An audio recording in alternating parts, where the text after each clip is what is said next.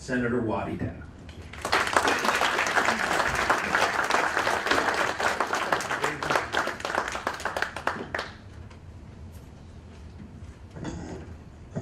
Thank you very much, Your Honor. It's an honor for me to be here with you as a substitute speaker for Mark Arabu, who at this very moment is in Los Angeles sitting with the Vice President of the United States. The purpose of that meeting is to share with him, to bring to his attention one more time the tragedy of what's happening to our fellow Christians in that part of the world threatened by ISIS, who have threatened our people by telling them, you have three choices. You convert to Islam, or you will be wiped out, or you get the heck out of here if you can. And no good choices. They cannot get out of there, 400,000. But Mark Arabu, who was supposed to be the speaker, my cousin, has done a yeoman's job for a 31-year-old young man. He volunteered and convinced a congressman, Juan Vargas, to introduce a resolution in the House of Representatives of the United States to bring to the attention of the government of the United States the tragedy that our people are facing right now as I speak.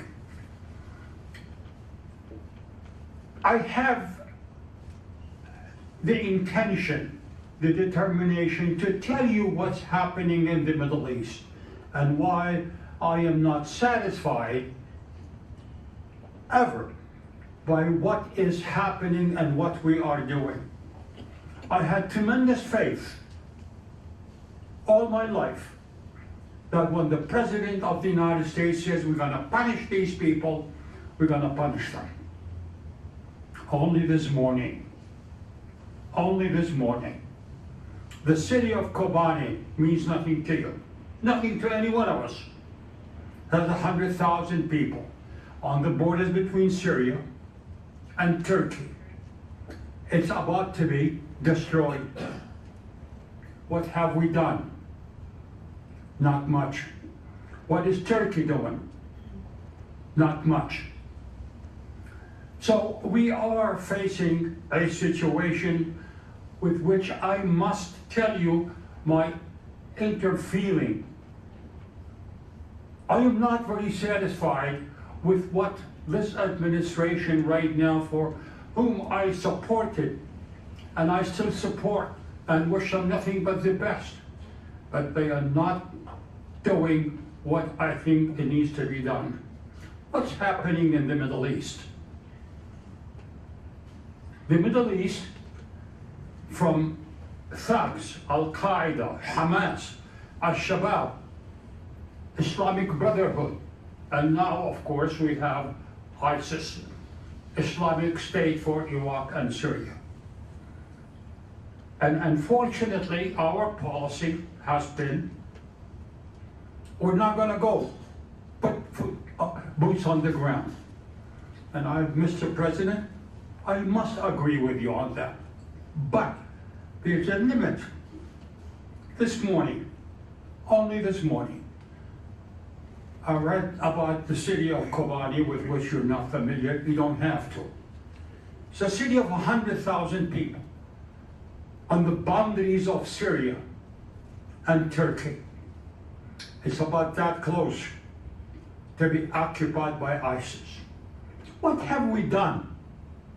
What has the Arab countries, Saudi Arabia, Jordan, Syria, Lebanon, Iraq, what have they done to try to stop this disease from growing?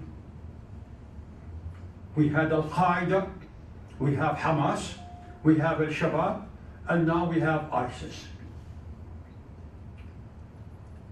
I hope he did not have the opportunity to see the beheading of 4 or 5 innocent people in that part of the world.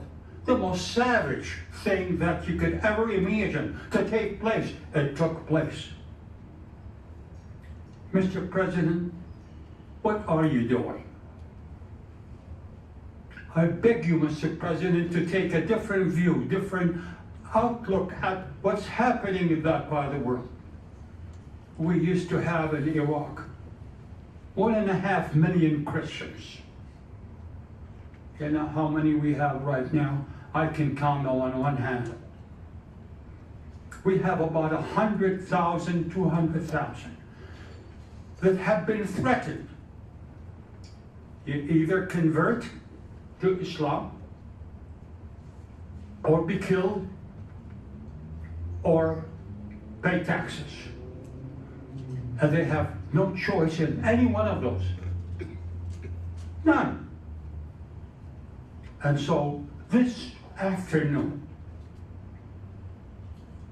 Mr. Arabo Mark, my cousin, who has done a yeoman's job in bringing to the attention of the House of Representatives, the attention of the United Nations, the tragedy of the Christian community. I mentioned it this morning, listening to the news, the city of Kobani of 100,000 people between Syria and Turkey is about to go. The Christians could be wiped out. And the most heinous scene that I have seen in my life was those thugs beheaded a fellow American. And he waved his knife to America and he said, Mr. Obama, you're next. That is what he said. What are we doing about it, Mr. President? It's not enough to just hit them by the planes. We need to have boots on the ground. I never wanted to see that again, but we have no choice. Our Secretary of State, with all due respect, and I know him personally, he told us that I have the support of the Saudis, of the Syrians, of the Lebanese, of the Palestinians, of the Jordanians, of the Iraqis. That's good on paper. Where are they? What have they done? Are we going to let innocent people, the only mistake they have committed is they were born and baptized as Christians. Born and baptized as Christians. And I am one of them. I'm one of them. I immigrated 27 years, more, 66 years ago, immigrated to this country. Graduate of the University of Baghdad. Taught 1 year over there. But I knew the future. For me and my family, my son is sitting right here. Peter, if he were born in that country, he would have had no future, no hope, no dream. This is what we are facing. To the President of the United States, respectfully, Mr. President, I beg that to take a serious look at what's happening in that part of the world. I know that he voted against the Iraq war. I know that. But that was history, and history has changed. Is there any hope for those of us who are still there, who were born there, their parents, their grandparents? King Hammurabi was the king of the Chaldeans, and his code, Code of Hammurabi, you juxtaposition that with the 10 Commandments, 600 years after the code. And guess what you will find? That the 10 Commandments of the prophet Moses, identical to the code of King Hammurabi, the Chaldean king. We are a people of faith. We hope and dream that someday somebody will wake up and advise the president to say, Mr. President, Saudis have done nothing. The Jordanians cannot do anything. Syrians are in serious trouble. Lebanon, half Christians, is in serious trouble. That part of the world does not have any more room for those of us who believe in Jesus Christ. That's not the room there for us. I know the speaker would have been an inspiring person here, but he's sitting with the vice president. To tell him, Mr. Vice President, the future of 400,000 Christians who are now encircled, you either convert or you will be beheaded. This is the promise. Can you imagine the choice? Either convert or you'll be beheaded. Have we stopped ISIS? No, we haven't. Saudis have done nothing. Iraq has done nothing. Jordan has done nothing. The other countries in the Middle East, Muslim countries, have done nothing. And so it depends on England, the United States. The United States, we've got to use the power to save innocent people. The only crime they've committed, one, is that they were born Christians. They were born Jewish. That part of the world, my friends, is not anymore friendly to the Christian community or the Jewish community. It saddens me to say what I have just said. It is not pleasant to talk the way I'm talking. This morning, I read the paper. Our former Secretary of Defense, Panetta, Leon Panetta, a close friend of the President of the United States. I know him personally when I used to teach at the Army Language School.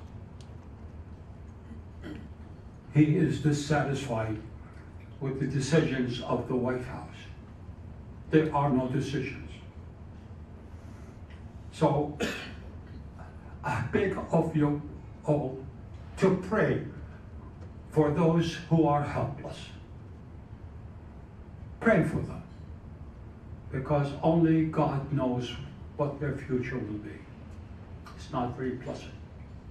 I'm sorry to spoil your lunch for you, but I had to take it out of the heart and tell it like it is. We, America, the United States, the greatest country on earth, are the only nation who can solve this problem. We can't depend on the Saudis. We cannot depend on Jordan or Iraq. We thought Iraq was well equipped, and what happened? ISIS has occupied Fallujah. The name means nothing to you. From Fallujah to Baghdad, that's 30 miles. I used to teach in Fallujah. 30 miles. So, is this a pleasant situation for the policymakers of the United States? It's not. But we have to take the bull by the horn. If not, then unfortunately, we will be on the losing side of a bunch of thugs who have no faith when the killer waves his knife and he says, Obama, you're next. That is what we're facing. I am sorry for spoiling your lunch, but I had to tell it deep from the heart. Thank you very much.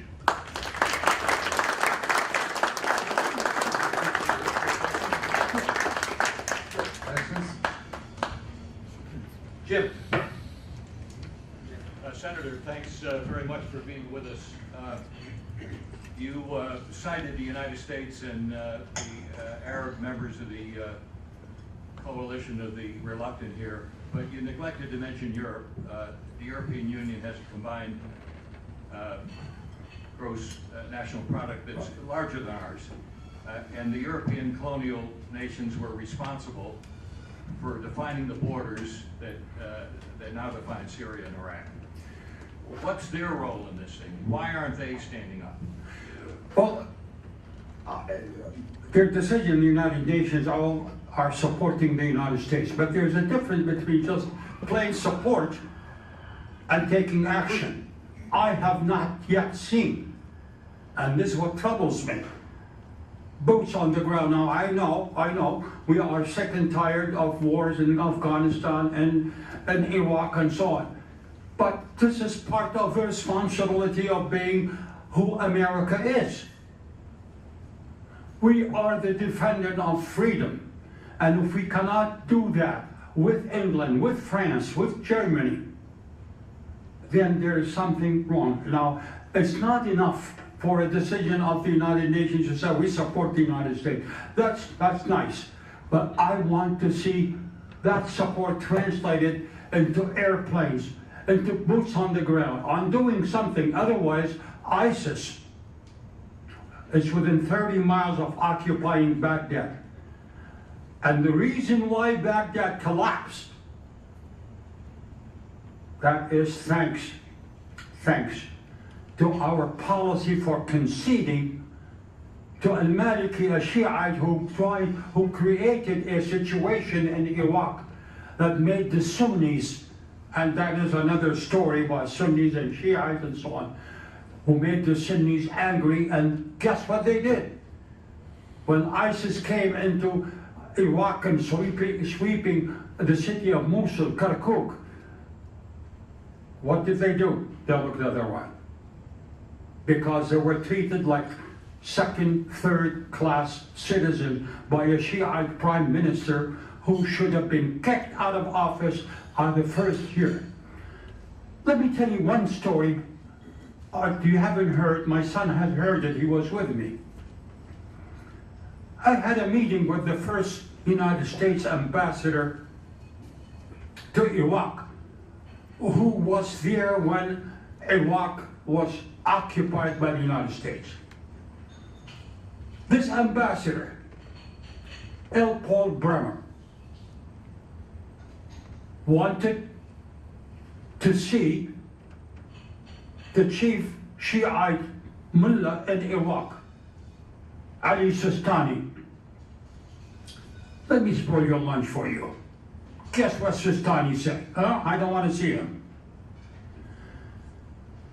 Can you imagine an ambassador of the United States? The country had just occupied Iraq, to be refused. And I told him, I said, Mr. Ambassador, I told him that. My son was sitting there.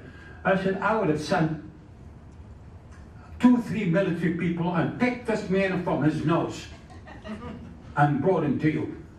And he refused to see you, and you're the ambassador of the occupying country? You don't know this, do you? That is how we ran. And we allowed the Shia, that's fine. Time does not permit me to tell you the difference between the Sunnis and the Shiites and so on and so forth. But that is Islam. That is the part of the world, and your fellow Christian or fellow Jews are living. From one day to another, they don't know whether they will survive or not. So, I just hope and pray that the President's policy will be changing slightly. I know we're tired of having boots on the ground. We're tired to see our boys and girls fighting wars in Iraq, Afghanistan, and so on and so on. I know that. But, excuse me. I just have a question, and I know that the ISIS threat has to be exterminated, eliminated. I do know that that part of the world was drawn together, as Mr. Kelly said, with and not with borders in mind that benefited the French, the English, etc.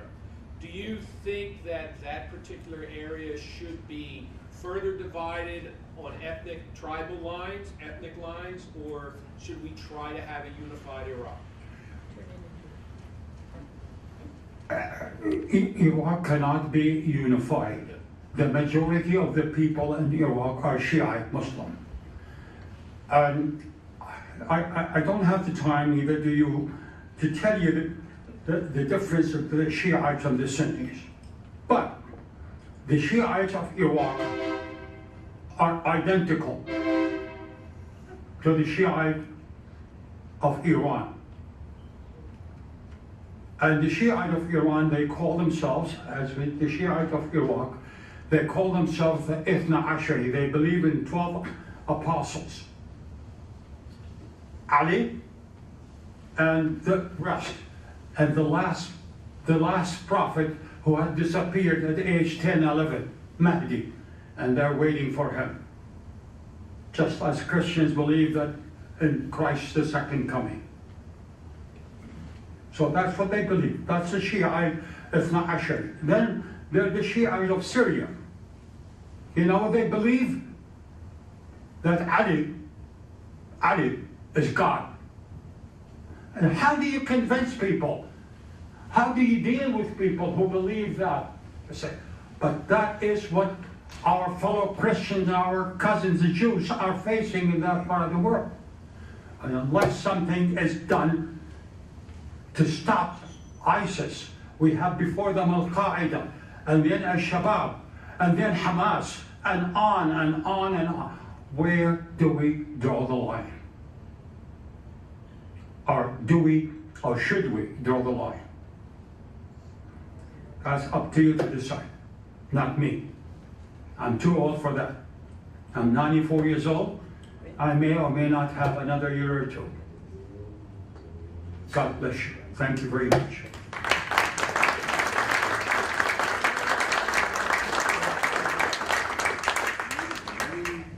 Senator Deddeh, thanks so much for being with us today. We have a very small token of our appreciation. I want to give you this gift from the Lions Club, and you enjoy that. Thank you. Okay, District Governor Mary, thank you so much.